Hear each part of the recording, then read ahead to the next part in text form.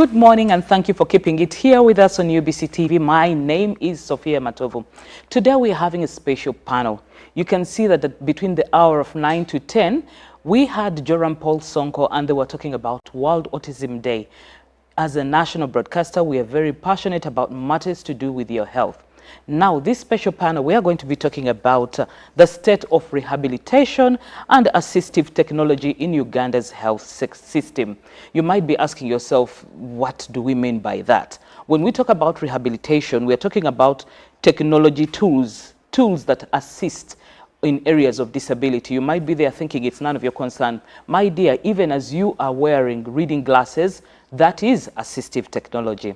I normally tell you I'm not the expert when it comes to these matters because a research has it that it is estimated that 1 in 6 Ugandans are using assistive technology. It could be in any form. One time I went down to a hospital and I got to learn about what they call, varicose veins. I got to learn about people who need assistive aid when it comes to compressing their legs when you wear compressing socks. And I was like, are you serious? This is something that is big in this country. And they're like, Sophie, a lot is happening. But like I say, I'm normally not the expert. With me on the panel this morning, I have right next to me here is Professor Okiria, who is the chairperson, Allied Health Professions Council. Good morning, Professor. Good morning, good morning, good morning, viewers. Okay. Right next to Professor is Frederick Semakula, who is a beneficiary of rehabilitation or assistive technology. You're most welcome. Good morning, Sophia. Good morning, viewers. Okay. And next to him, a representative from Ministry of Health, and that is Andrew Mubangizi, who is an assistant commissioner, and he is definitely in line with the topic that we are discussing. Andrew, you're most welcome. Good morning and good morning, viewers, Ugandans at large. Okay. And at the extreme end, we have Mr. Sam Tukey, who is the country director of Relab HS Uganda, and they are very passionate to see that we are able to make ends meet when it comes to assistive technology and rehab. Hello. Good morning, Sophie, and good morning, viewers. Okay. Now, I normally tell people I'm not the expert when it comes to these areas. I also get to learn and get to appreciate a lot more. I'll start with you from the Ministry of Health. That is Andrew. Andrew, I would like you to spell it down into detail for people when we talk about rehab and assistive technology. All right, thank you, Sophie. Rehabilitation and assistive technology, they go hand in hand. And the rehabilitation, you can simply say it is health interventions towards all people who have limitations in their normal functioning. That is to say, physical limitations, social limitations, spiritual, psychological, mental, and at times economic limitations. And along the interventions, we do assistive technology, the technologies or any equipment or aids that could help to improve the functioning as per the limitations of the human being.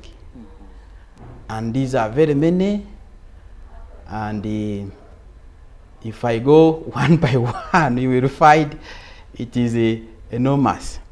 But first, let me say, a misconception has always been that rehabilitation is for persons with disabilities. But here I say, and emphatically state that rehabilitation is for all human beings who have a health condition that in that state of your living, you find it limiting to perform, to be independent, to enjoy life as possibly any other person you would call has no any problem. Therefore, rehabilitation, it's a service to all, and it is a service of a continuum. So you may find that the persons with disabilities are made but one extreme end, but the rest of the population fall along this what? Continuum. Therefore, rehabilitation is for all. And then for assistive technologies, any device, item that once provided after a thorough assessment, prescription and training, the person improves the different spheres of functioning. If I may use an example, as was seated here, he is using a wheelchair. This is one of the assistive technology. But others may be using devices for hearing. Others may be using glasses. And others, actually, in normal life, actually, the normal life people who say are normal, actually one who use a lot of assistive technologies. Yeah, true. In our homes, in our workplaces. Do you know that the chair itself, the ordinary chair is an assistive technology? If you get a poorly manufactured chair, it can cause you a health condition, illness, which people know, and you can be with a disorder. So all there are those which are personal in life and those which you need after you have got a health condition. Okay. So I may stop there for the list. I think if you want more, then I can expound. Okay, thank you for the breakdown. I'll definitely get back to you. Now I'd like to get to Professor Kiria. How does Allied Health Professionals Council fit into the context of rehabilitation and assistive technology? Yes, thank you very much, moderator, for this. And first of all, thank you very much for inviting me to give a regulatory perspective into this rehabilitation and assistive technology. Like you said earlier on, I'm Professor John Charles Okiri. I'm the chair of Council for Allied Health Professional Council. That is mandated to regulate, license, control, the practice and the profession of allied health professionals. So in terms of rehab and assistive devices, we have a category of professionals that have trained, qualified to provide the services. And these categories of professionals are the ones we are referring here today are the rehabilitation professionals. And so they cut across the board physiotherapists, both from diploma to degree. We have orthopedic technologists. Physiotherapists are the people talk about that do the massaging the local way we talk about.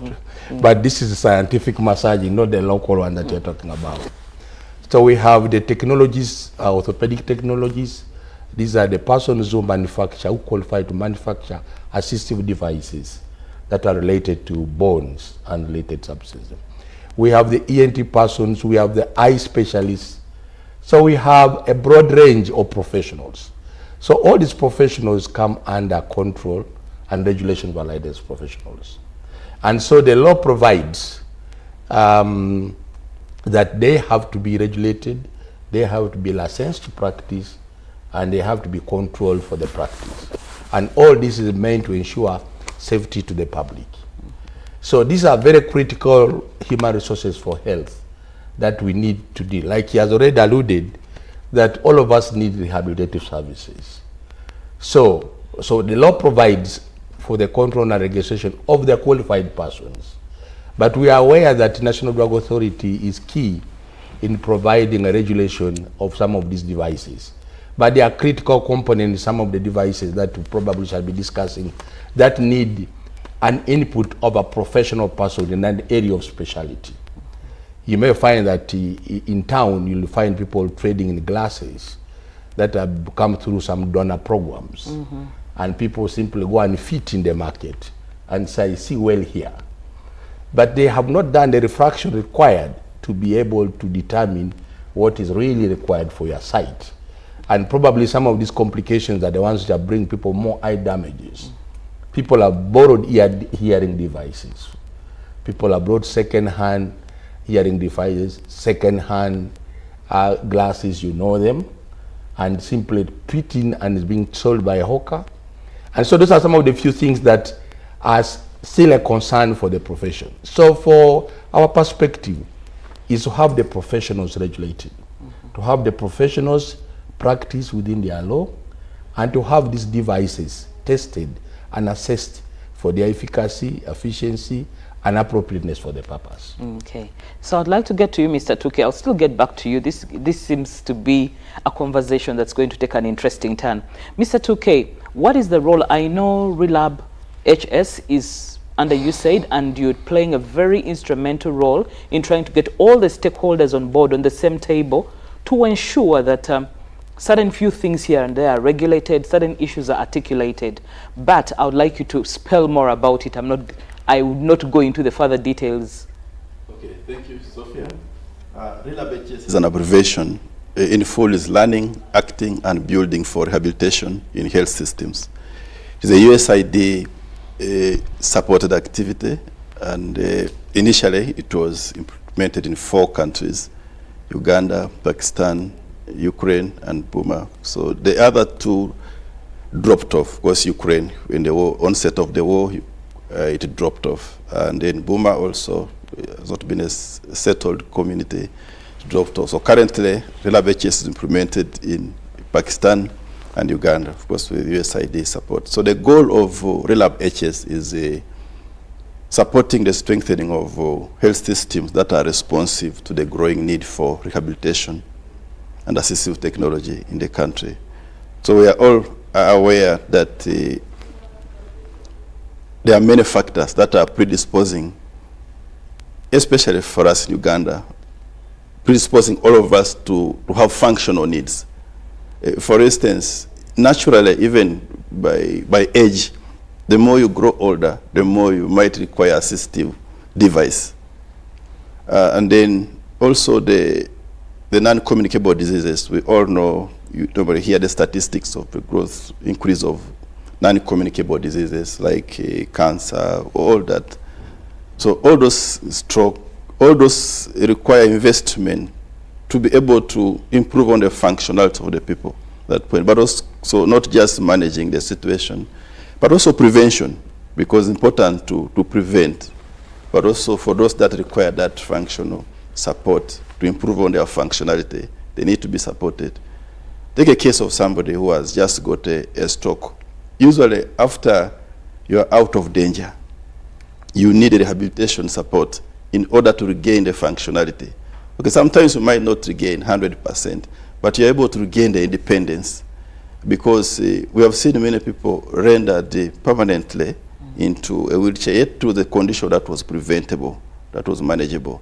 But also, if somebody is not able to have that kind of, like we look at our colleague Fred, is able to manage. That's the kind of device we're talking about, assistive devices. With the assistance of a wheelchair, Fred can move on and manage most of his basic day-to-day life. Fred, by the way, drives. Yeah, you look at Fred in a wheelchair like this, but Fred drives. So that's the importance of investing in rehabilitation. So his car is modified in a manner that he can drive in a Kampala road like anybody. So those are the kind of rehabilitation services to increase on the functionality. So he can drive from Ukono to his workplace and anywhere. So we are looking at investment in rehabilitation so that the people with functional needs are able to increase their functionality. So the goal for the objectives for Rehabilitation, one is to support the development of plans and policies that help to enshrine rehabilitation and assistive technology within the healthcare system. So the other objective is to support the capacity building of the managers, the providers, and the rehabilitation professionals in terms of being able to improve the quality of rehabilitation services in the country. So the number of interventions that we work together with the Minister of Health and other partners to see that capacity is built among the rehabilitation professionals, and that capacity is also transferred to non-rehabilitation professionals through mentorship and other interventions. Then the other objective is to support the strengthening of integration of rehabilitation and assistive technology within the primary health care level. because that's where services are offered, Health Center 3, Health Center 4, the General Hospital, Regional Hospital. So we want to see how does rehabilitation integrate into that. Because within the universal health care coverage, we know we're talking about care, prevention, palliation, but rehabilitation is one of those that have received less attention. So the investment in rehabilitation will enable us to attain universal health care coverage, because if we have a population that is progressively, increasingly losing the functionality, we can't attain our vision 2040 as a country. Thank you. Okay, thank you, Sam. Now, I would like us to rotate around. Frederick, we come to you now, Semakula. When Mr. 2K spoke about you, and he's talked about how rehabilitation and your assistive, technology that you're using, like when you talked about the car, I'm like, wow, that must have cost you an arm and a leg. So I know for many, I've heard for a fact, will complain that it is quite costly and expensive, just even the assistive, technology. I would like to hear it from you, from your personal experience. Thank you very much, Sophie. First and foremost, allow me to tell the viewers and my colleague in the studio how I became to be Fred in a wheelchair. I had my injury when I was 13 years, way back in 1981. And life was not been very easy for me. First of all, rehabilitation is inclusive of both the software, the service that come with it, and then the hardware, bit of it, in terms of products that we get. It took me almost a year to get out of the hospital. And it was quite sad to be told in Mulago Hospital that it was too late for me to undergo an operation to be able maybe to retain myself to walk again. And nevertheless, after that, I had a physiotherapist who was working in the department then, saw the potential in me and realized that I could continue with my education. But the hospital who had no resources to provide a wheelchair for me, neither my parents. It was very difficult. So the same ambulance that took me from a local hospital in Buyukwe is the same ambulance that took me to a special school without a wheelchair. So when I reached school, I had never seen people with disabilities in schools. I couldn't tell the picture of being in a school without a mobility aid. So the head teacher I met then found me a very old chair, almost three times the size that I am today. And that gave me a lot of complications that I developed, including, but to mention a few, I used to get a lot of pressure sores every now and then. And that took me 5 years to finish only 2 classes, because I would be admitted in hospital to care for my pressure sores 1 term, and the other term I go to school, which made it very difficult for me to access education fully.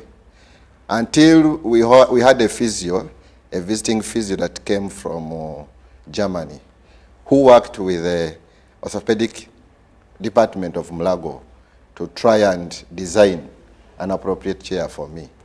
That was my first nearly appropriate chair for me. That at that time I stopped having pressure sores. So since then, most of the chairs that I've been using are through donations. I must tell the people that we've left most of the provision of access to rehabilitation in the hands of a donor. Our hands, in terms of government, are still tied in allocating resources to the sector. So access to assistive technology is very difficult, was very difficult in my life. The current chair that I use, I got it from my employer. I'm a country manager for Motivation Charitable Trust, which is an international organization based in UK. And we are known globally in designing AT and providing wheelchairs, especially for mobility, sports, as well as supportive seats. I think briefly that's what I can say, Sophie. Wow. Yeah. Now, you know, like you see, he clearly says most of the mobility, you know, or most of the assistive technologies through donations. I get back to Ministry of Health. Andrew, what have you got to say about what's the plan? What do we have? Because it says even the resources are limited. Because it's sad to hear that, because I'm imagining what he went through at that stage and possibly what others are going through, and possibly even some of what we are getting, they'll give it to you because it's what's available from the start of his bit. You either use it or you find other means of how to go around it. Okay, thank you, Sophie. Actually, when I stated rehabilitation is for all, it was for a purpose. If all people, even those who consider themselves normal, need rehabilitation, therefore there is a need for enormous resources. As you even hinted that, I saw to you, you spent a body and a leg to get a what?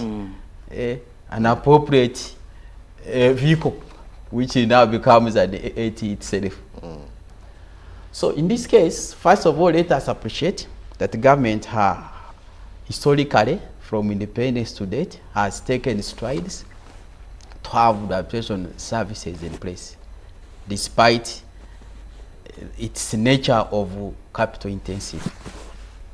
It cannot even generate any money even if you put it there, because a person you enroll on rehabilitation is for life, compared to others whereby once you go with malaria, there is a time when you are free. But this one is on a daily, monthly, yearly, lifetime. So far, Ministry of Health has departments in its national, regional, referral, and district, which are the general hospitals, the structure for rehabilitation health professionals. Quite a number, though of course the staffing gap, that like any other departments or ministries, is there, but at least that is there. And the rehabilitation health professionals are there serving. Now, the issue of limited funding, I cannot say it's not there. It's across all departments. But as government, you know, it always provides when its income also improves. So we have been steadily improving. Because if Fred would tell you, then in Mulago, there would be one physio or one technician. But if you go there now, they are in 10 technicians or 10 plus physios plus other rehabilitation professions. So we have been steadily improving. So that's what we need to appreciate. But of course, as it has been shared across this panel and even in the common talk, of course, working with partners has been very instrumental, and we appreciate partners like Rehab, who have come now recent, but in the past there were many other partners. To name a few, even Fred's motivation was part of them. There is also partners like CBM, partners like the British Aid. There were very many who supported the government directly, including even the partners. You know, the easiest inability that can be seen is when a person has a physical impairment. So the partners like Handicap International, which was actually more visible after our wars, trying to remove the mines, even to give artificial limbs, very many. So that has helped to move this journey, whereby as per now, we can say over 5 specialty rehabilitation professionals dedicated in our staffing structure being paid. Those are types. But if you go to individual therapists and technicians in our health system, are many, though we need much more. So that is the structure, and the partnerships have done a lot. Now, with the recent Rehab HS coming on board, under which Rehab has not indicated, under Carter Wellness Organization. That's why we are promoting an integration of rehabilitation and assistive technology services within our health system. and we're actually drawing it, I don't know how I can call it, but it is hitting the hammer on the real nail. We have never had a national level working document on rehabilitation. So we have already on the final stages of approval of the National Rehabilitation and Assistive Technology Strategic Plan, of which we hope government will do its can to support it in funding, and even partners will be supporting alongside the implementation of this plan, that we can have a national framework that across all levels of our service delivery, we are working towards one goal. And this strategic plan is coming as we aim for to fit within the world action, world trend, that rehabilitation by 2030, all countries, we should be at par, we should have improved. So that's one. But of course, this one did not come from the blue. We had to carry out the systematic assessment of the rehabilitation situation in Uganda. We had to carry out the rapid assistive technology assessment, RATA for Uganda, to know the situation, to know the needs. The statement you say that 1 in 6 need rehabilitation, those are some of the findings since 2019. They think that so many need glasses, those were from the RATA assessment. All these are interventions to well ground to get an established rehabilitation programs within the health system. Okay. So, but what's needed is the investment, the dedicated funding. But now that we didn't have that working document, we're hopeful that with partners and government coming to know that we have a one working document, in the nearest future, we should be moving. Okay. That's our hope and our prayer. Okay, but I still do feel, despite the fact that we did not have the working document, yes, we've been able to make strides, but now it gets to the issues of regulation. Allied health. You talked about something, and you also did mention it yourself earlier, in terms of like, the devices might be there, but by the way, many of them are in the hands of private, institutions, and they cost an arm and a leg. What's the plan to assist to see that some of the costs are subsidized? Because I will not forget one time when we attended one of the stakeholders meeting, it was quite shocking. It's that time that I got to learn the cost of a hearing aid. A pair is like, I think, 5 million. And I was like, what? So what if it's a person who is down at the grassroots and this is not a cost that they can afford? What plans do you have when it comes to regulating the costs on the market here and there? By the time you talk about something that's quite worrying, we buy this, you buy them in form of shades. It's until you wear them and you get to feel, when you step, the depth is abnormal and you realize maybe it has a bit of a lens in it or so. So please. Thank you very much, moderator. I think the question of price control in a liberalized economy is a challenge cutting across industry, not necessarily in the health sector. But one thing I just want to allude to is that the regulation takes a perspective of the professionals, professional practice. And then working with other arms of government, we should then be able to engage the people who are responsible for price and economy regulations into action to be able to provide this. Just to give you a highlight that what you're raising as a high cost of this is one of the biggest drivers where unqualified persons have taken salvage to come and provide the services to the unsuspecting public. Because you have a high defect, and you know that if you have to go to see an eye specialist, they'll charge you a professional fee to be seen. They will charge you probably 1 million shillings or 500 for a frame. And then somebody comes to you and tells you, have you ever been in Owino? There is a corner where the donor brought glasses and they are selling. It's a question of you trying and wearing and taking the one that fits you.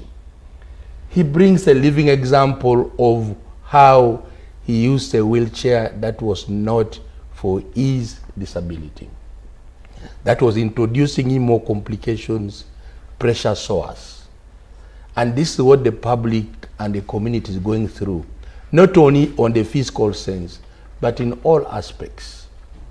I am emphatic about the eyeglasses because I just pass in the markets and I see them on the floor being marketed. Who brought them? Who used them? Whose site was it corrected before? What's the match between the other site, the refact, and this one today? There is actually no relationship. Now the issue is that the prices of commodities, once it comes to the private suppliers, is very difficult to control. The only thing government, I think, has done for many of the health products is the tax exemptions that cut across for most of these medical devices. But sometimes, because of the low supply, it creates then an artificial scarcity, and then the prices high rock. Even the dealers in the devices, it's not a lucrative market for them. You get one case once in a while. And I imagine that's a more reason why they would want to overprice one person. And such that you cover for the rest of the time that you may not be able to sell. But I also want to hasten to add that these devices are not cheap. To correct a sight, to correct a hearing fault, we have speech therapists. These are not cheap devices. So the probable thing government should come out is really to try to support and give more reductions in taxes and costs of providing. We may think as to an alternative of attempting to produce them, but we may not be able to produce them. Now, the control of prices comes into the market forces, and sometimes then gives us no opportunity other than facing this.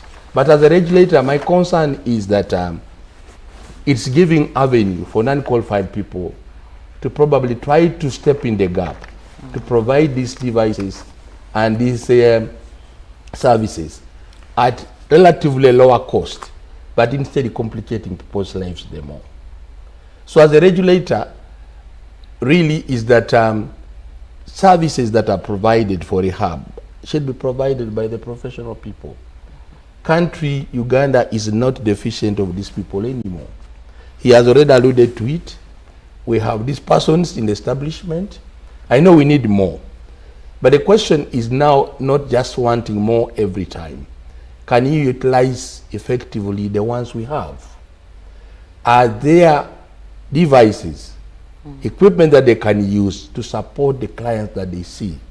Because that's one of the things. You'll go to a facility, yes, you are deployed there, but you probably have little equipment for your own use to help the person. So these are the aspects that we should be discussing around. So the establishment of these professionals, the regulation of the professionals, the licensing of the professionals brings into an aspect that we can timely be able, effectively and efficiently, deal with these rehab-related problems and have the public benefit.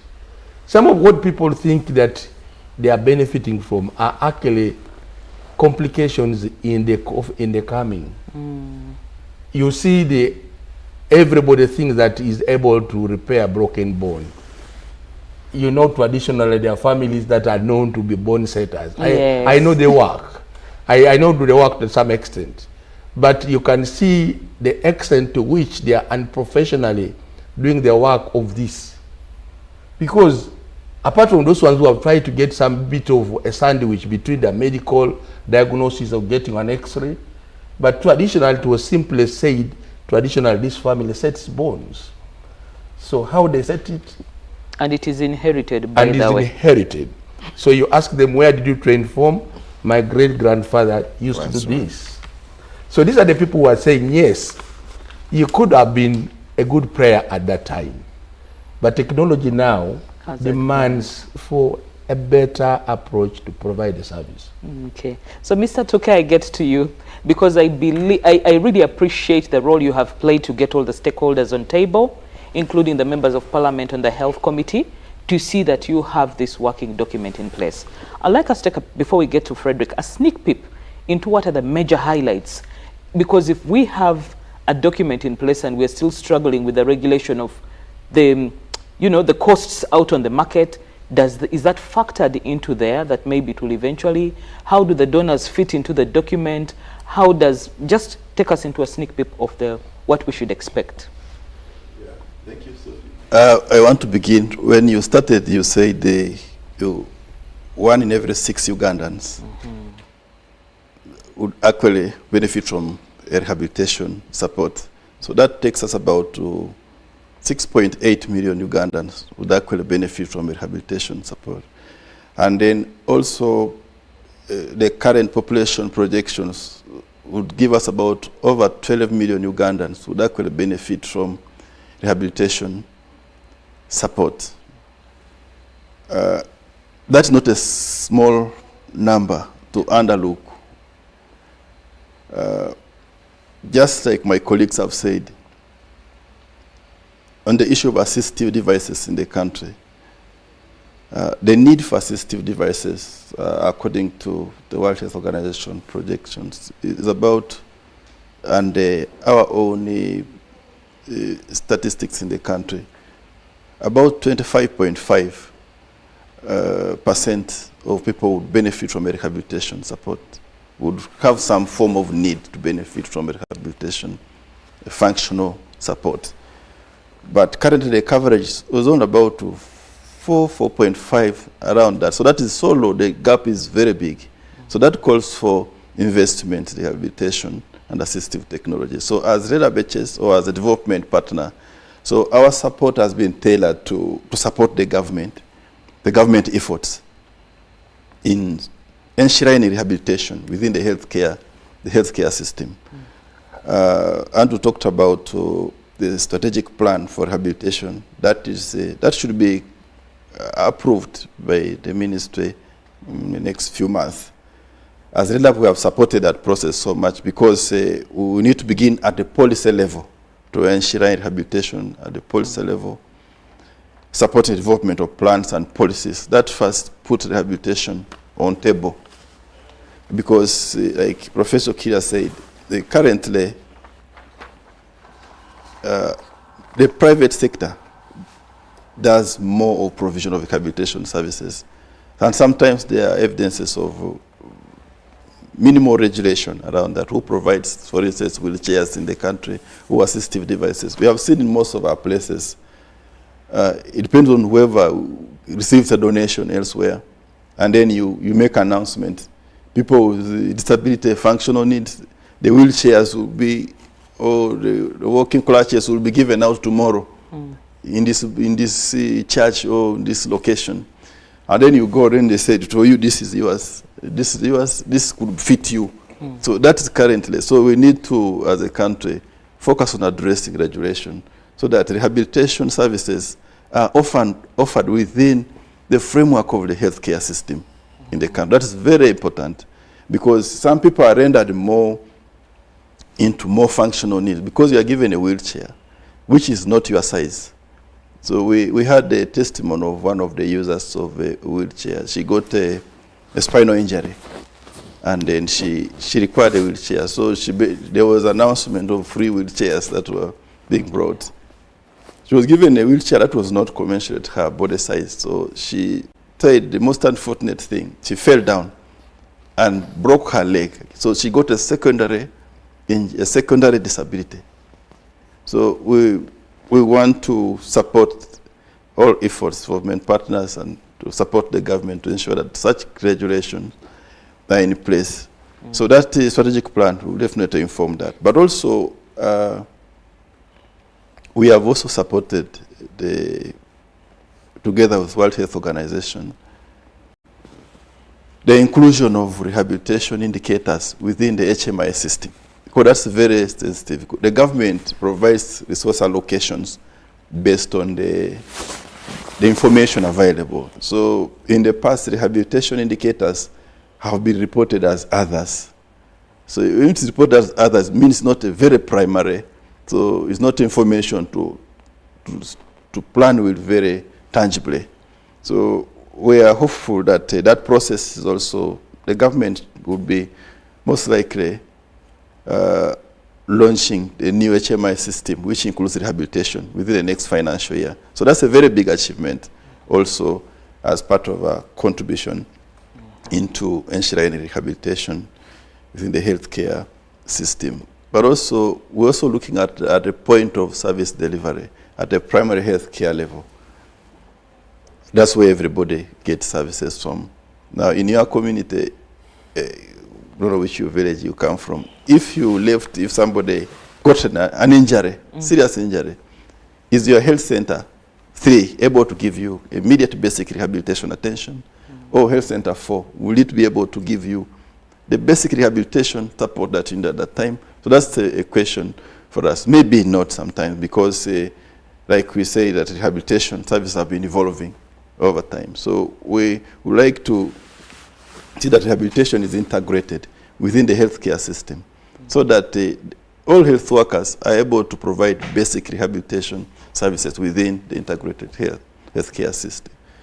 So that, for instance, if I'm walking into a health center and you're giving me to sign some medical form, and you are seeing me struggling to identify a line to sign, so you should be able to pick on interest that you have a functional need, and basic support would be a referral, something like that. So those are the services we like to see integrated at that level. So we have supported at that level the capacity building of health workers to provide basic rehabilitation services. And then we are also supporting to see that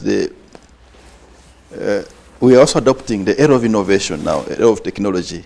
We are also testing some models in a few locations like Lira, Gulu, Mayugi, and Igang, to see how we can also harness technology to be able to support the health workers, to know when is your client coming back. If I refer the client, you're able to know the one receiving the next client, the way you have referred the client, is able to check their system and see that you're expecting 10 patients tomorrow to have been referred from this facility, who was referred by who. So that will also support generally improving the healthcare provision at that level.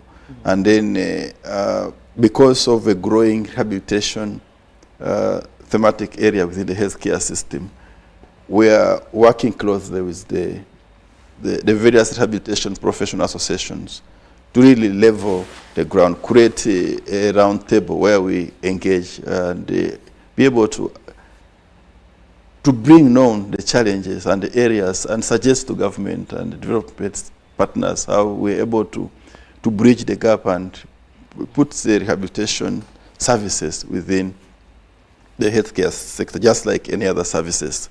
So we have taken it a bit higher. So we want to see that we also engage the policymakers, make the policymakers appreciate that is important to support rehabilitation. We have had a number of engagements, including the members of parliament in the health committee, to make them appreciate, because they are our eye in parliament to address the rest of the parliament, the state of rehabilitation in the country. Because, like Andrew said, rehabilitation, unlike some other services, they are for all of us. You can walk out from here and miss a step and fracture your leg. You need a rehabilitation support. You will be seated here. Your relative, say, has got a very serious accident. You need facilities that are able to, services that are able to manage the growing need for rehabilitation. For instance, in Uganda, we are reporting accident every other day. A few weeks ago, the police reported about 25 people every day either have up to fatalities resulting from accidents, but how many actually get injuries everywhere throughout the country that will benefit from rehabilitation. So most have to either run to the private providers, pay a very dear price, and not everybody is able to pay that price. So it means many people are rendered dysfunctional. So the more you have so many people in the population with functional needs and unable, who require support. For instance, if one is totally bedridden, has not gotten rehabilitation support, there should be another family member fully dedicated to take care of that one. So there are two people now involved there.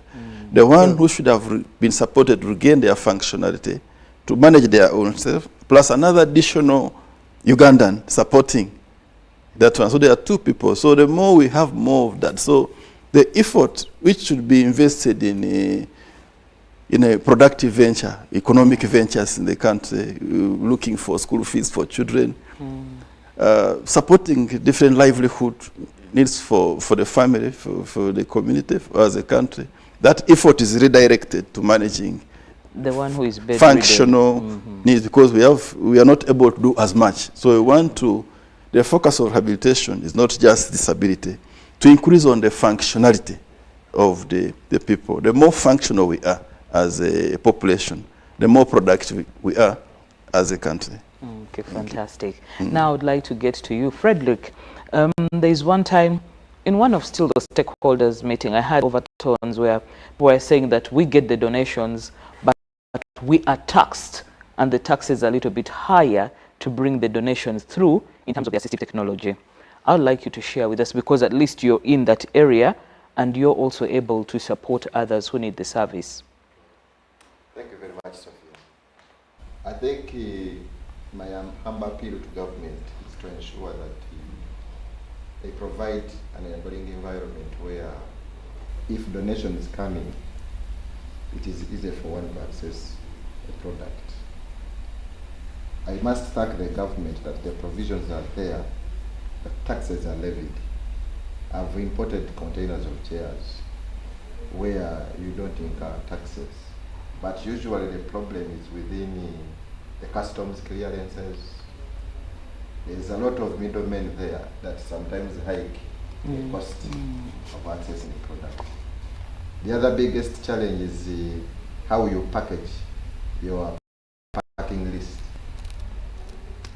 Different assistive devices have different names, which sometimes are not known by the URI officers. Now it calls for a professional to come and justify that this part is a spare part for a wheelchair. And that person has to be convinced to ensure that surely, yes, this is going to be used for the right full purpose of fabricating either a wheelchair or crutches. Otherwise, if they are not convinced, many of our partners have ended up paying taxes. I think they should bring us on board to support URA to clarify in circumstances where some of these assistive devices are not understood. We can't expect everyone to be a professional and know with each and everything that comes within to support people in the health sector as well as in the education sector. We must appreciate that assistive technology is very broad. I think here we have talked most of the assistive technologies that we use as we get from the health sector. But if you visit people in the education sector, like the visually impaired, there is a lot that they need. So these are not known by people in URA. I remember I got this chair from my employee. It came by a flight because the last one had got broken. But it took me trouble to have it cleared at Entebbe Airport. I thought it would be obvious, it would look obvious. I've gone with the same chair broken, seated in it, and I've come to customs to pick my chair. But he told me that you need to hire a clearing agent, and I had to drive out to go to an ATM to get some money to be able to clear my product. So those are some of the things that the government must look into to ensure that they make access to assistive technology cheap. I must say that some of the products that are used for either making crutches or wheelchairs are similar byproducts that maybe are used in the fabrication industry. So the cost at which you get it, that hikes the cost of fabricating. So there must be measures to see how such of those parts, the raw parts that are needed, pipes, wheels, the same wheel can be used on a bicycle. But how do we ensure that at least that wheels that are gazetted for fabricating, there would be my legs for Fred to be able to do participate in the community are subsidized to make the cost of a product very cheap. If the 80 remains very expensive, then we live not to see very many role models. It becomes very difficult for us to change the attitude of the community. They will continue seeing us as sick. We can't move out of the house.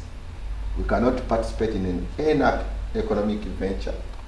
So it is difficult to convince people that Fred can be useful in a community without provision of an AT. So it's hard time that we really call upon government to see how they can subsidize the cost. But also I want to take this opportunity to thank Rehabilitation for the investment they have put in to ensure the systems of providing rehabilitation and AT are established. It's my humble prayer that whatever efforts they have put in, we live to see the results. I think in Uganda we are known to have very good policies in the disability sector, but we are yet to see this turn into results.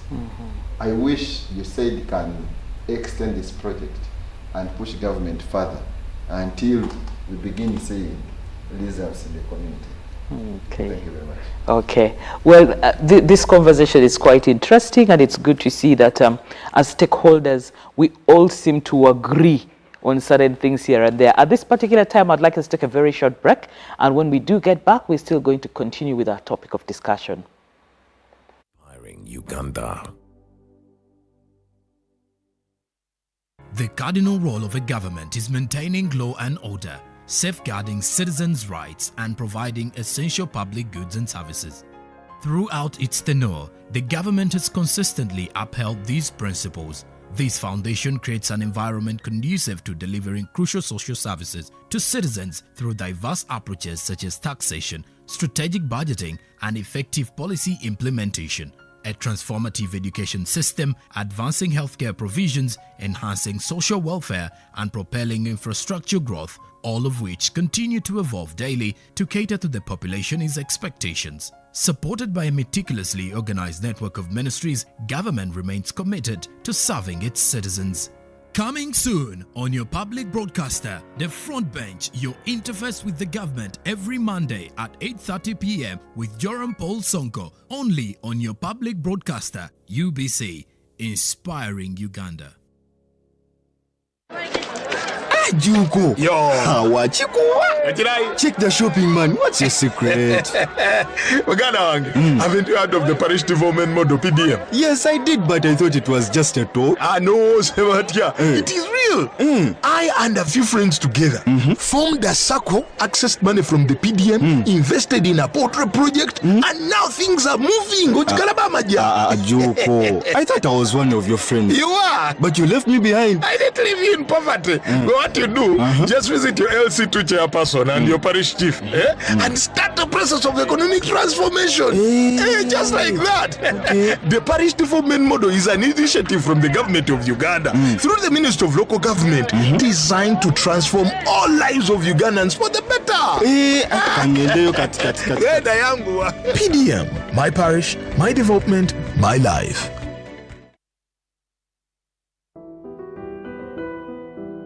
Busitema University informs the general public and all its students who qualified for conferment of degrees and award of diplomas and certificates that the university will hold its 14th graduation ceremony on Thursday, 28th March 2024.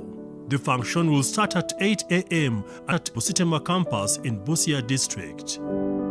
The provisional graduation list is available on the university website www.busitema.ac.ug. This graduation ceremony will be broadcast live on UBC TV starting at 10 a.m. A new dawn on Behind the Headlines with me, Timothy Nyangweso, every Wednesday live in our studios in the heart of Kampala. We have conversations that have analysis, explanation, but not every truth is fact and not every fact is truth. Every Wednesday, 10 p.m. on your public broadcaster. All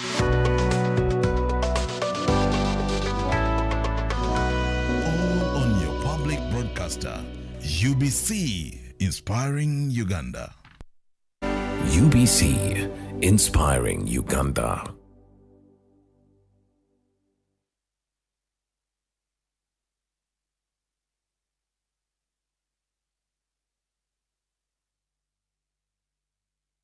Okay, we're coming back. Okay, welcome back from that short break, and we're still talking about the state of rehabilitation and assistive technology in Uganda's health sector. The conversation just keeps getting more and more interesting as we have this discussion. Now, Mr. Mubangizi, what are the shortcomings and what is the plan to ensure, because I mean, you hear it all, a lot has been, you know, you've made strides to get to where you are. Relab HS has been able to get all of your stakeholders on board, but what is the plan? What is the outcome, you say? Now that we have a strategic plan in place that is going to be an official document, what do you have planned out? All right, thank you, Sophie, and the listeners. Now, from what has been said so far, the access to rehabilitation and AT services, especially down lower levels and in the community, there are gaps there. And as government, we are trying to bridge the gaps. How? Through this learning we are getting under Rehab project, we have already demonstrated the training of every primary health care provider in the lower health facilities, health center for general hospitals, and even health center cities, that they have the skill, the basic skills to assess and offer appropriate referral. And that one will help us that all those who have been not getting to receive the rehabilitation services will be easily receive them. And even they have been trained the basic interventions. And this is based on the best clinical rehabilitation package by World Health Organization in the drive towards rehabilitation 2030. And this trend is just a beginning, and we shall scale it as we move year by year. I think rehabilitation 2030 will find us when every level of healthcare delivery have been trained and skilled in this. That is bridging the gap as regards access to rehabilitation and AT services. Now, the challenge of access to AT itself, specifically when donations, which are actually been helping us, and even our own, because we have partners who have partnered with government for like 20 years, and we receive directly to our health facilities, but at times also get delays in the system of clearing, URA, things like that. But that one, I think, to begin with, that one is that we have started bringing on board those key stakeholders, the Uganda'S, National Drug Authority, and now for us as government, all donations to us are going to be through national medical stores. We have started it. It's not easy, but slowly it will be better. And then on the side of partners who have helped us, the non-government organizations whom we call development and implementing partners, the answer is there.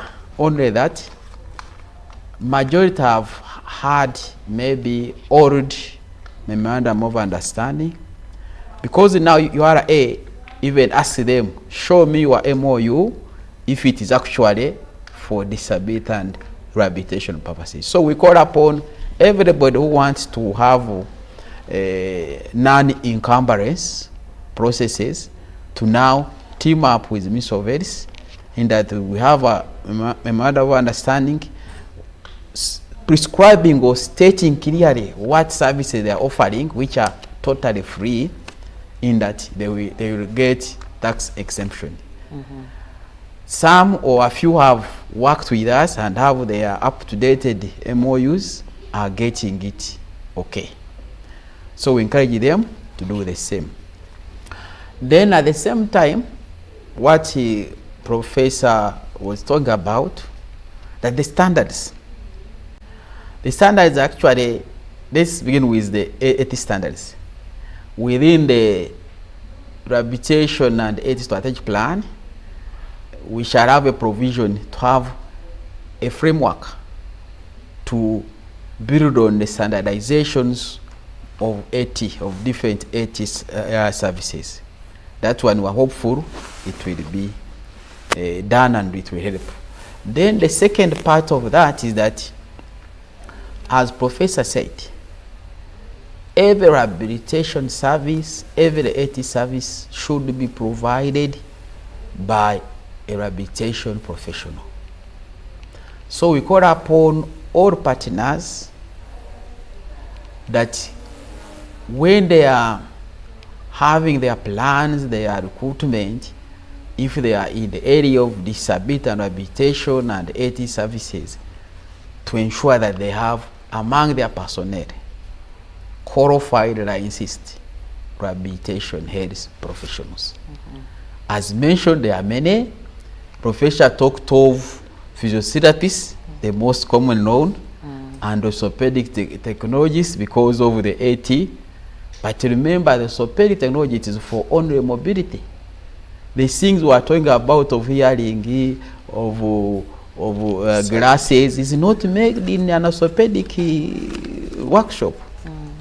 Therefore, actually, in the strategic plan, we would want to transition the orthopedic workshops into 80 workshops, in that they produce all other major categories of 80 where possible. Okay? So, the professionals I was mentioning, from the two, the orthopedic technicians and technologists, physiotherapists, we have physiotherapists, we have speech and language therapists, audiologists, optometrists, and then these specialists, orthopedic surgeon, specialist psychiatrist, you know, for mental rehabilitation. So we have rehabilitation health nurses. So they are like 10 plus. Some are developed, some are not, but this is where we are heading, that we have to build a more robust rehabilitation personnel domains. In this, the need for government to invest in scaling up the programs of training, because like 60% or 70%, if not 80%, most of them are diploma level, but have done a good work in that. Even in the STARS assessment, the systematic assessment of rehabilitation situation in Uganda, the population said their service is good. That's nice. So only we need that investment, that even let there be scholarships for our rehabilitation personnel to go to degrees, to go to masters, because some of them, they have skill, but they are weighing themselves low because of that paper issue, the qualification. When he sits with a professor, if you are not over-experienced like some of us, they always feel small, yet they are doing a great service, and they are capable. Okay.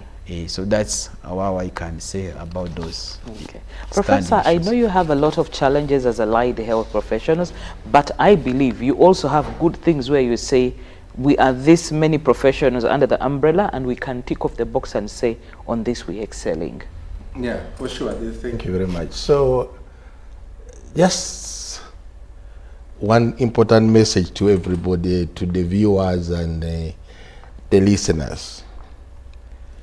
Rehabilitation, assistive devices, technology services, and products are prescription items. That should be the message to everybody.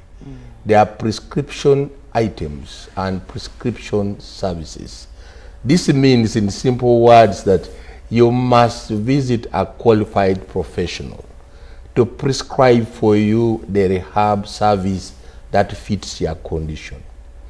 You must visit a specialist that can assist you identify the assistive device that you need for your condition.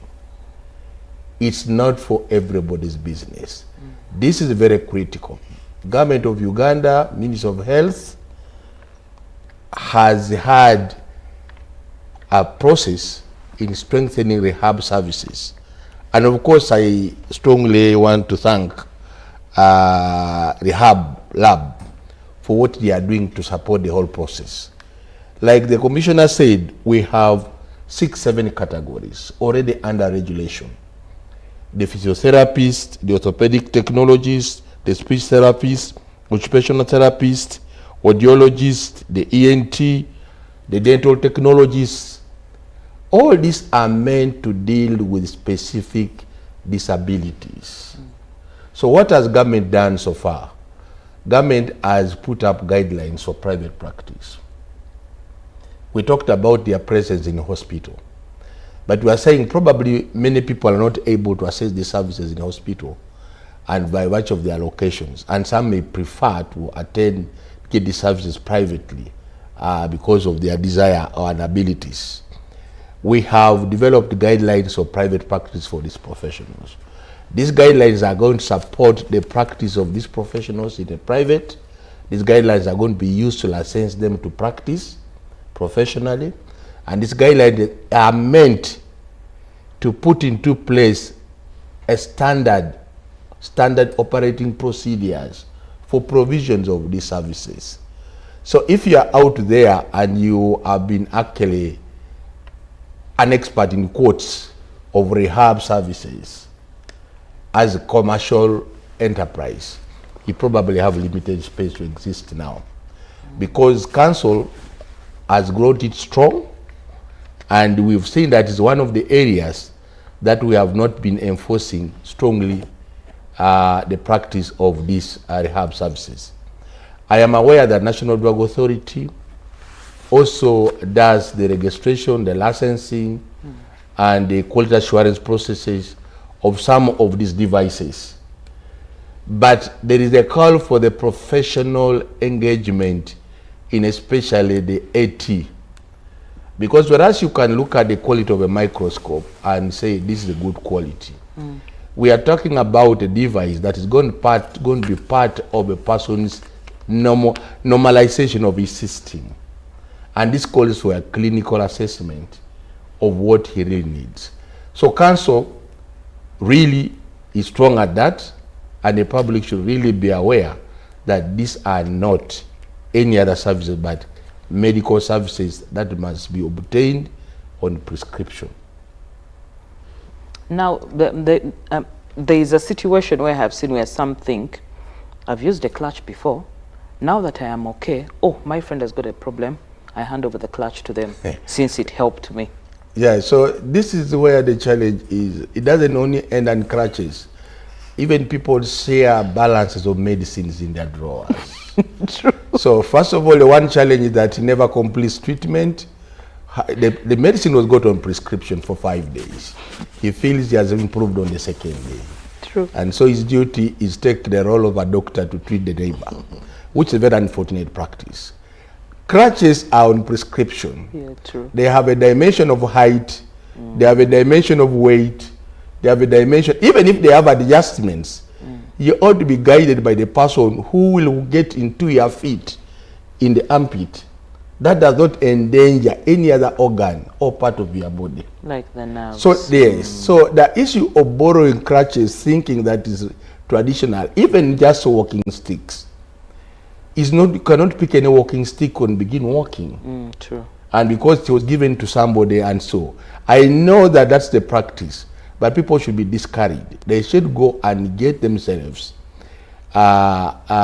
assessed for the quality of the crutch that they need, for the height of the crutch they need. Of course, technology has brought in those small difference of adjustments. You adjust until you feel good. But then there is one issue that quality brings in. For how long are you going to be using it? Because that is a part of the prescription. Yeah, it's not going to be forever. You may actually stop using it when you have not fully repair the system that it was meant to support, and it will stroll back even to a worse condition than before. So people should still be encouraged to get prescription of their crutches, and probably take this one they think that they have got for free for assessment if they fit their purpose medically. Okay, thank you for that advice. Now, Frederick, as a person who's benefited, and I'm quite amazed at the rate at which you're advancing with the technology to an extent of even your car. I'd like you to share a bit of, I believe there are some of those areas where you've really felt good and you're like, yeah, that is it for me. Yeah, thank you very much, moderator. I must say that rehabilitative health and it is quite very essential to make us useful in the community. Both the software and the hardware. First and foremost, that talk of a physio, a clinician you get when you are admitted helps you to recover and accept the condition. Without it, it becomes very difficult for you to accept that you'll never walk again. I want to have an example of what I went through. Most cases, if the physios are not there, the social workers are not there, people are discharged in hospital without understanding what they are going to go through. And that retards their healing process. But with a physio, a clinician, and that talk, it quickens your rehab, be able to become positive. So when I got my chair in the school, then I was able to continue. However bad it was, although I'm not advocating for any kind of chair for any user because of the secondary disabilities. But you can imagine how I would have attended my primary fully without a product. So after that, I was able to push because I got an appropriate chair from Balintuma Road to Lubiri Secondary School. If you get a heel-fitting wheelchair, even mobility becomes very difficult.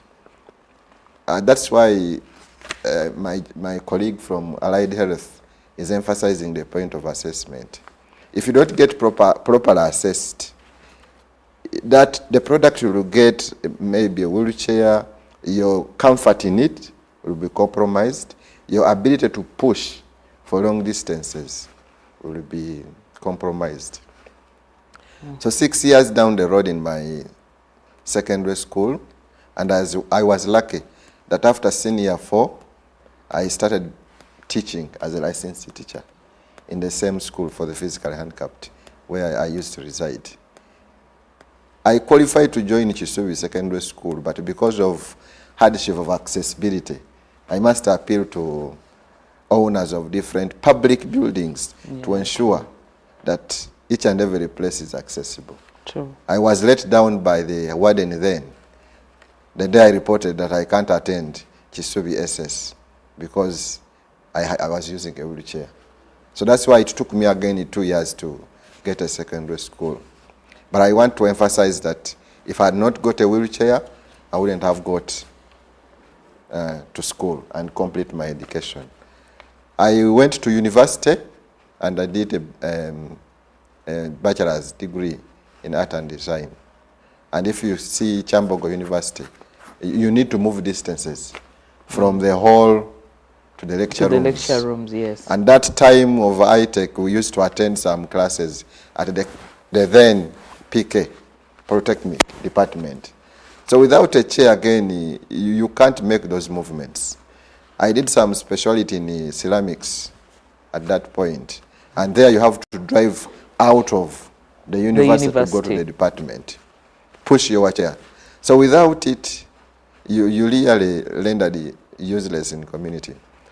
When I qualified, I've been able to serve the country in different capacities.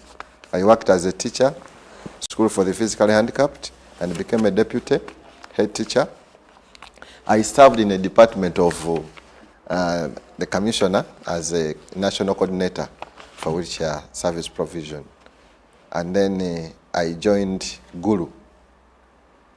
I served people with disabilities immediately after the war drove into different camps to assess the lives of people and support them access services, especially wheelchair users, especially those that had spinal cord injury.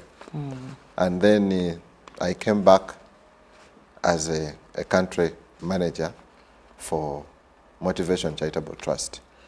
I've been able to serve in different parts of the world, which has been easy because of the rehabilitation that I received through active rehab camps organized by different NGOs in different countries. Just last year I was in India training fellow persons with disabilities on how to cope, understanding what their needs are, but also be able to train others to be positive. So we want to ensure that we take AT and rehabilitative health as a key integral part of the universal health coverage, so that it's not only prioritized in a few centers.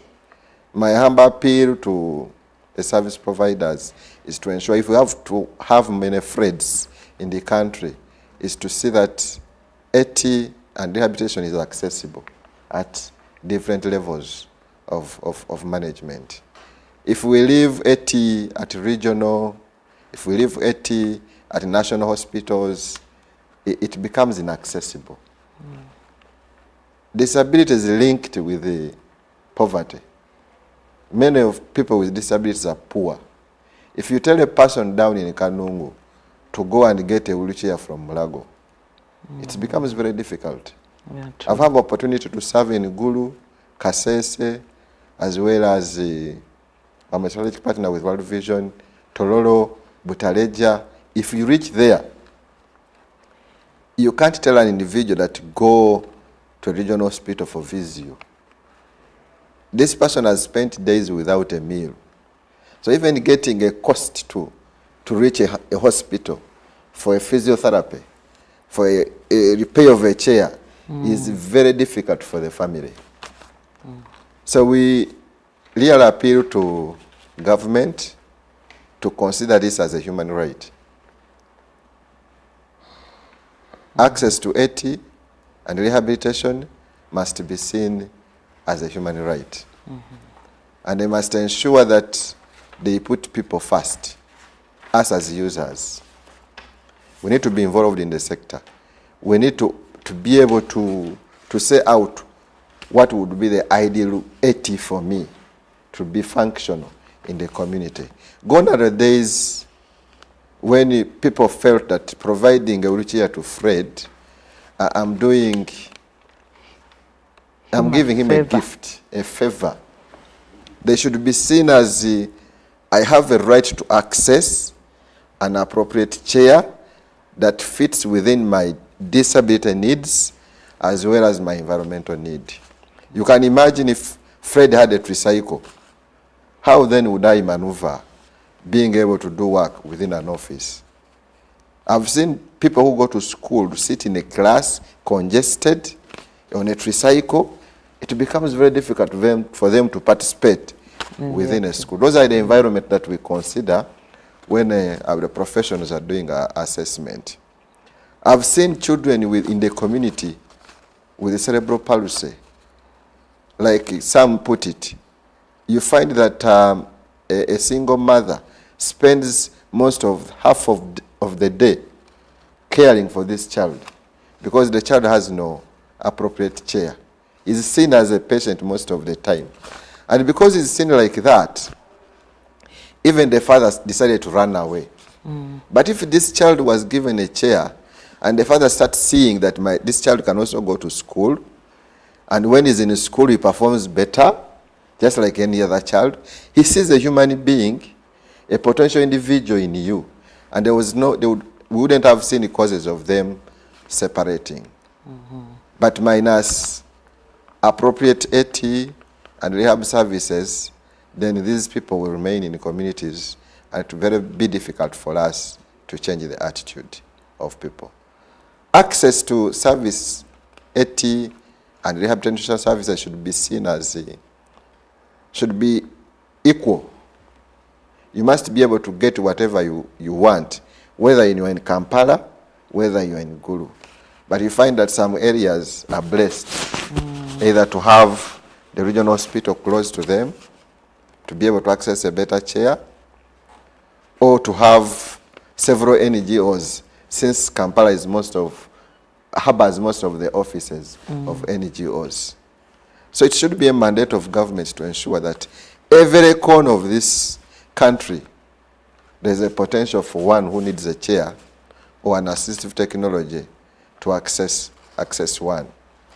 When you visit schools in different countries, in different parts of the world, and you happen to find a child with a visual impairment, you wonder how that person will be able to attain education.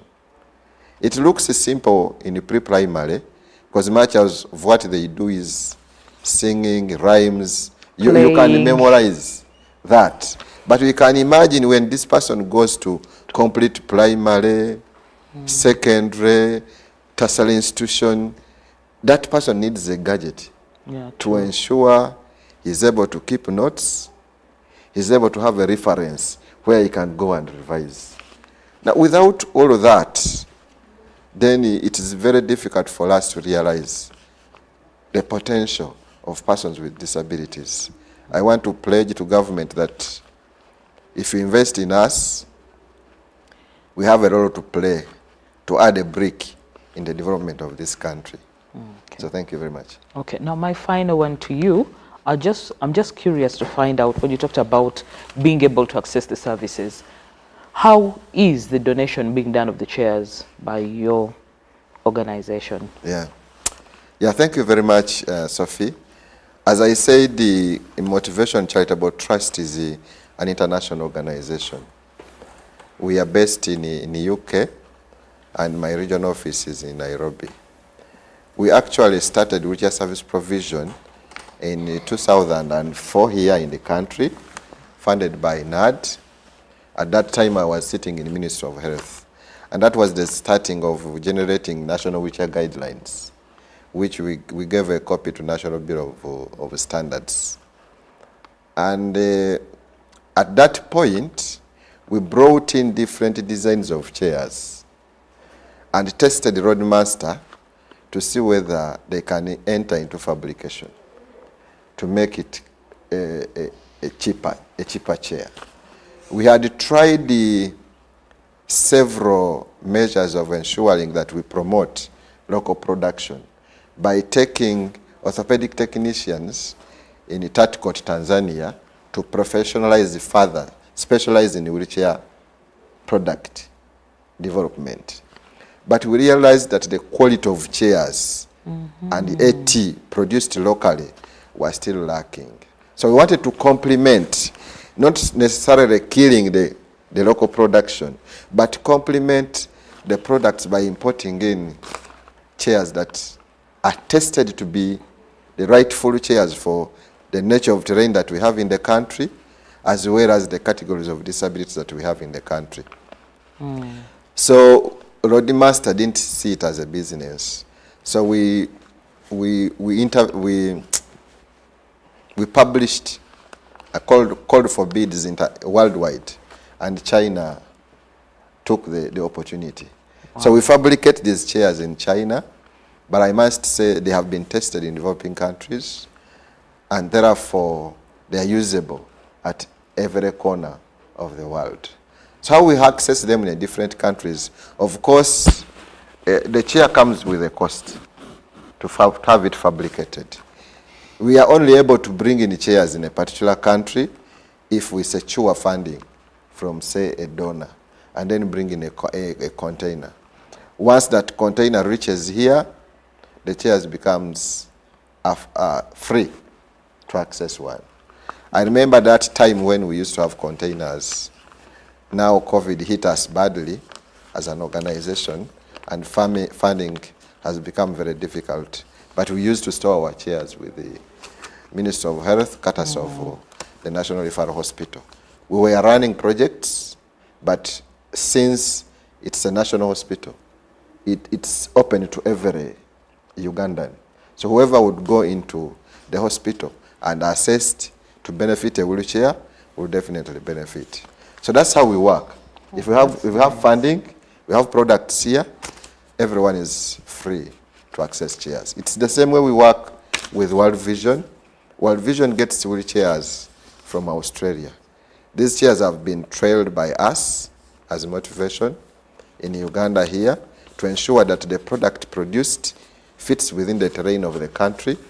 So they are kept in the warehouse of World Vision, and I take lead in ensuring they go to their different area programs, and then I constitute, with the help of Minister of Health, different professionals to see that whoever receives in the chair in the community is properly assessed. They get a proper prescription. They do user training. Those are the software of the rehab services that I was talking about. It's not a question of giving someone a product without going through all that services that qualify a product to be appropriate. The churches then, I'm sorry to mention, used to think that we can give a wheelchair like you give an exercise book to people going to school, until WHO in 2006 came up with guidelines to professionalize the service. And these are the guidelines that we are trying to follow to ensure that people get what we call an appropriate wheelchair. Okay, thank you so much. Now at this particular time, we just have a few minutes left to the top of the hour. I'd like to take everybody's last remarks. I think I'll start from this side. Mr. Sam Tukey, we will get to you last. Your parting shots? Yes, thank you very much, moderator. Like I said, rehab and assistive devices are prescription services. Let the public take this as a very important thing. Rehabilitation services in this country, I know, in the private sector have not been very prominent, but we call upon the professionals that have been trained to really adhere to the standard operating procedures and the guidelines given to them. With the support of National Drug Authority and the Uganda'S Professional Council that looks at the practice and the professionals, we should be able to have these services quality to the population. But I also want to sound a warning. The non-qualified persons who have chosen under the cover of bridging the gap to provide services that they are not qualified to provide, that is criminal. If you are got by the council, you'll be apprehended and taken to courts of law.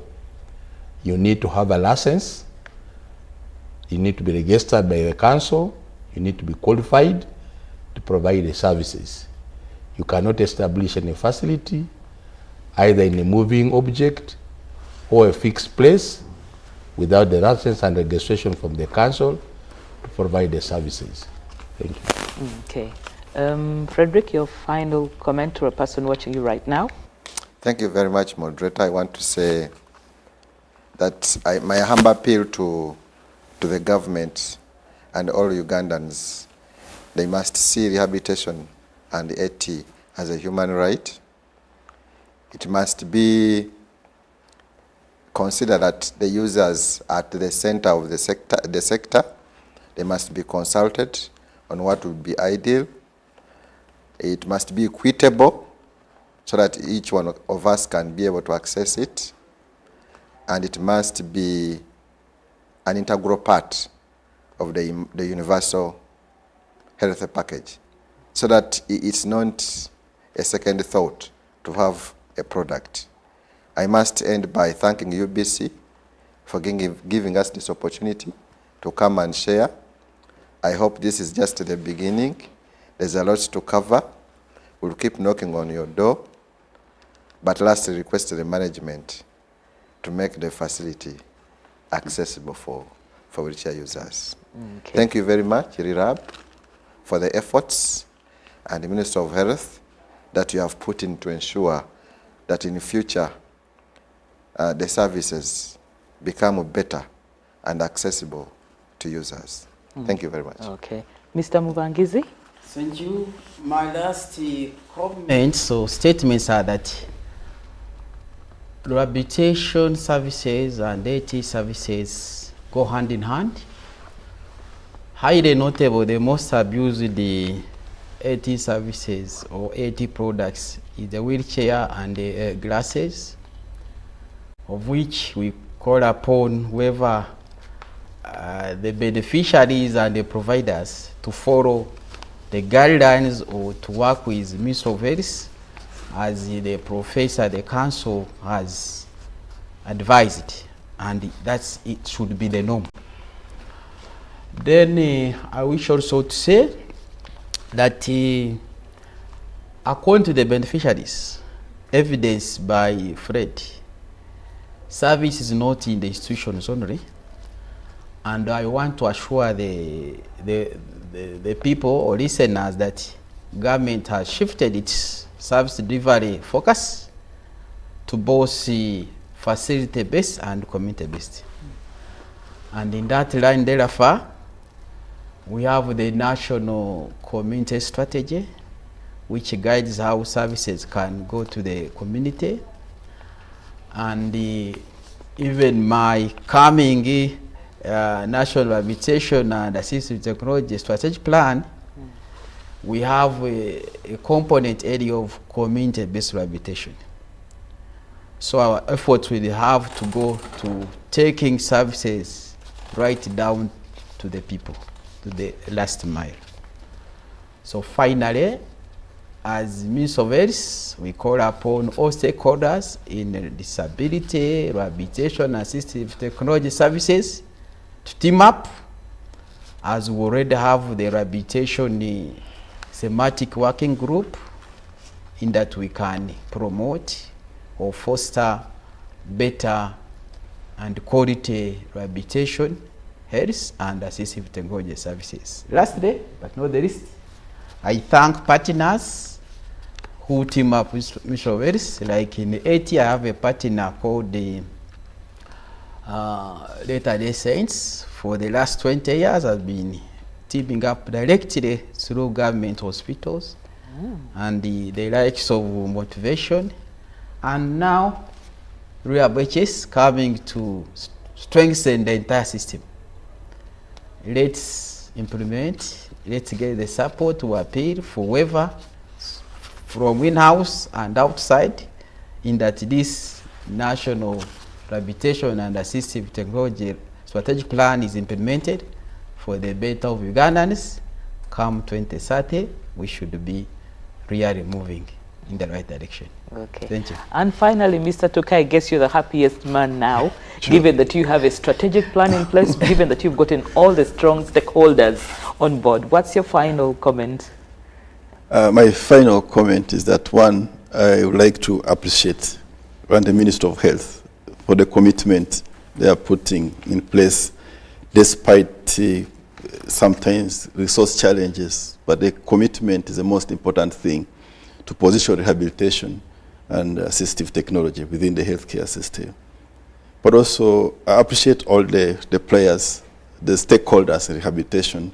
Everyone is doing their part to bring rehabilitation to the same level like other components of the healthcare, prevention, care, old palliation, all those. So I'm appealing everyone that it is a task for us all. And I'm happy that UBC is on the board, is a part of this journey, because you are enabling reaching different audiences in the country. We appeal to different other media houses, because the media is a very strong player in advancing any cause. So in terms of advancing the rehabilitation agenda, my colleagues, especially Fred, emphasize accessibility, availability, and the quality of services offered. So those are three keywords normally in any healthcare provision, that the services must be accessible, they must be available when you need them, and then they should be of quality. So rehabilitation, that is also our message, that as we advance the cause of strengthening rehabilitation services, we want to see that they are accessible at your local community. when you need them, and they're available at a critical time of need, and then the quality of professional services that offer those services are also available, and continue to improve them. I would like to again appreciate government broadly. There are still some steps that the government has put in place for rehabilitation, particularly because we have also training institutions already training rehabilitation professionals. Kichambugo University, Mbara University of Science and Technology, Makerere University, also Mulago trains rehabilitation professionals, and I think others. They are also private sector also trying to invest in the same. So that's the really to the right direction. It shows that there is already a will. But of course, we still desire more, because Andrew said there are still rehabilitation professionals whose qualifications only go up to diploma level. We are all aware that even in public service now, most of the opportunities begin at the degree level. So the high time the government opens up such spaces to enable rehabilitation professionals to advance the levels of skill to be able to offer these services beyond the diploma. So it is not desirable to see that some you would want to get additional skill, but your system cannot allow you to get it. So that's not acceptable. So my appeal, therefore, to government is to increase financing for rehabilitation. So if we had the opportunity to look at, say, the Ministry of Health budget, and then look at how much in the next coming financial year is going to rehabilitation, we would be embarrassed. But looking at the growing need for rehabilitation, the financing needs to be really very tangible, because it is also an integrated service.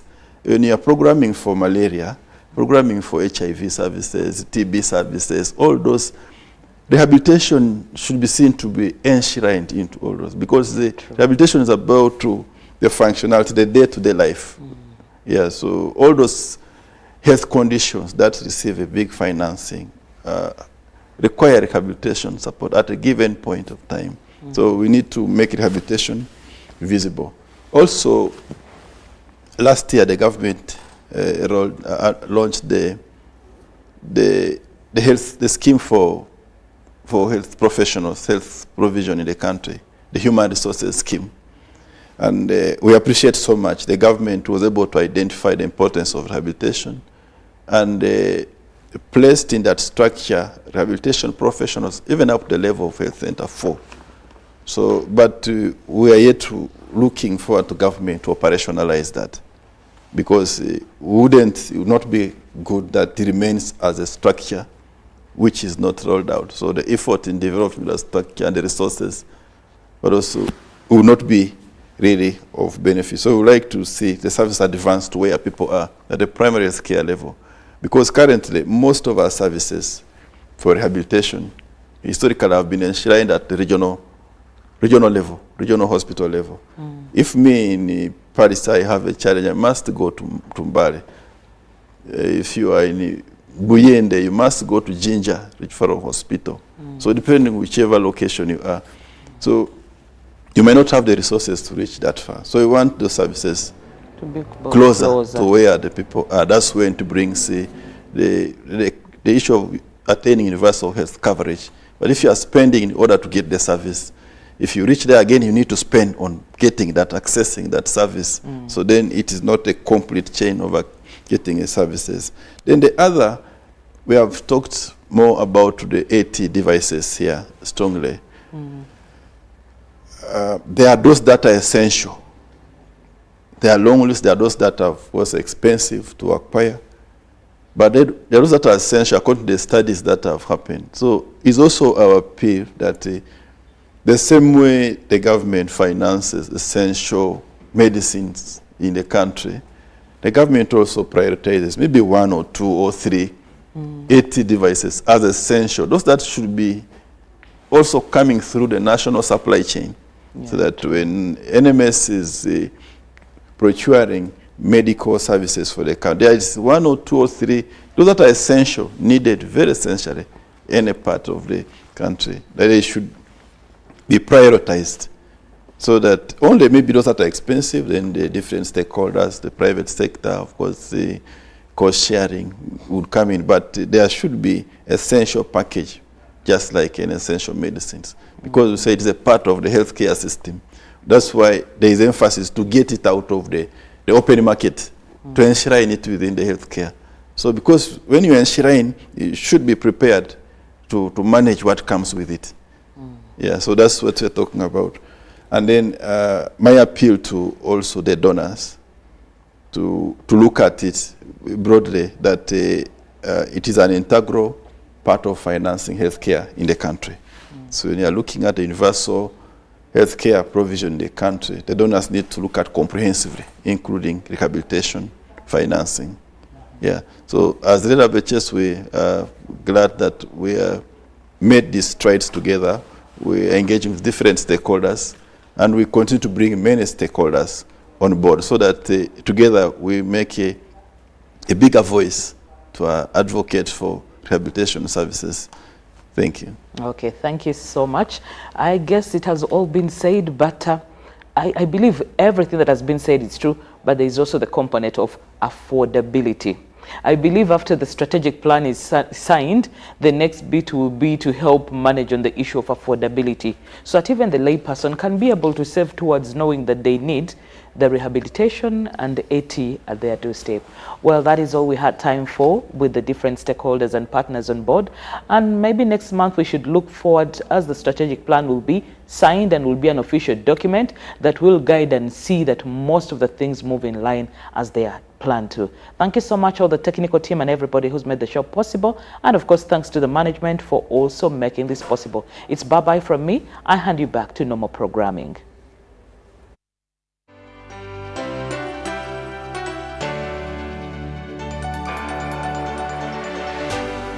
UBC